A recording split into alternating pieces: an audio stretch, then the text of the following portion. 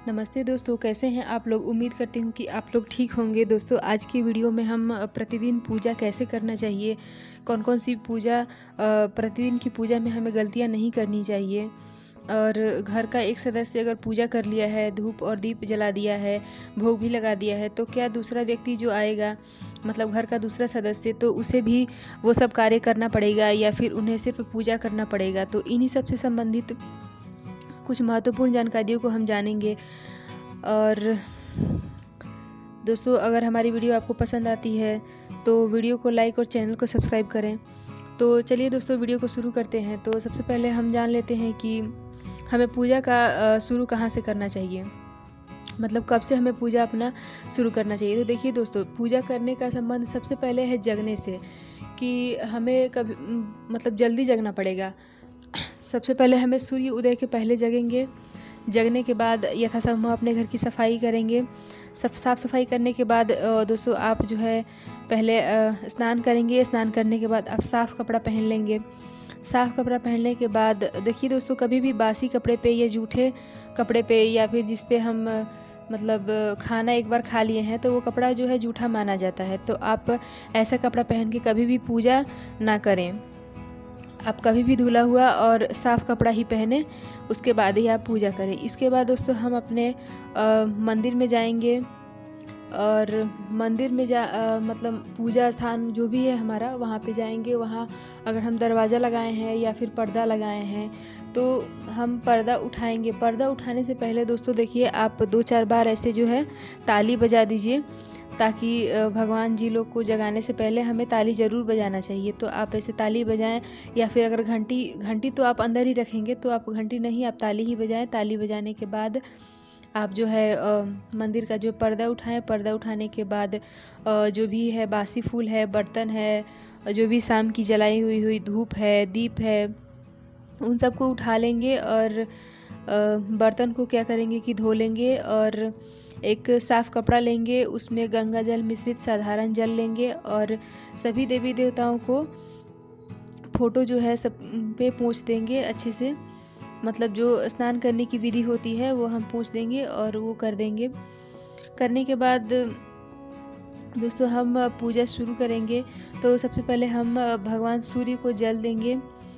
तो जल देने के लिए हम एक लोटा तैयार करेंगे, उसमें गंगा जल डालेंगे, गुड़, रोली, चावल यानी जो है बिना टूटा हुआ चावल है उसे डालेंगे और भगवान सूर्य को जल देंगे।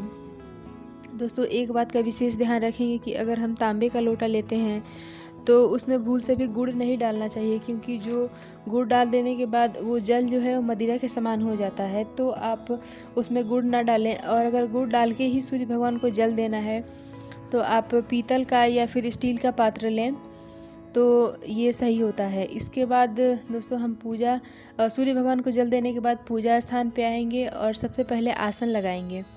अगर आपके पास आसन नहीं है, तो आप कोई भी साफ़ सुथरा कपड़ा जो है बिछा लें। बिछाने के बाद आप उस पे बैठ जाएं और बैठने के बाद आप दीपक जलाएंगे। सबसे पहले दीपक जलाने के बाद अब हम गणेश जी का पूजा करेंगे। देखिए दोस्तों, सूर्य भगवान की पूजा पहले करेंगे और उसके बाद हम घर के मंदिर में जो पूजा करेंगे वो गणेश जी की करेंगे। तो गणेश जी की सबसे पहले पूजा करेंगे, उनको जो है चंदन लगाएंगे, सिंदूर लगाएंगे, और अगर दुर्वा है तो दुर्वा लगाएंगे, दुर्वा मतलब चढ़ाएंगे। उसके बाद बाकी जो देवी देवता हैं उनकी भी पूजा हम करेंगे। देखिए दोस्तों, जितने भी देव लोग हैं, देव भगवान लोग हैं, जैसे कि भगवान शंकर हो गए, विष्णु जी हो गए, राम जी हो गए आदि, इन्हीं सभी देव लोग हैं जो इनको आप चंदन लगाएं। और जितने भी हमारी देवियां हैं, मतलब जो भी हमारी माताएं हैं, दुर्गा माता हैं, सरस्वती माता हैं, लक्ष्मी माता हैं, तो आप इन सभी माताओं को सिंदूर लगाएं और वही हाथ जो है आप अपने मांग में छुआ लेंगे। इसके बाद दोस्तों, हम जो है भोग लगाएंगे।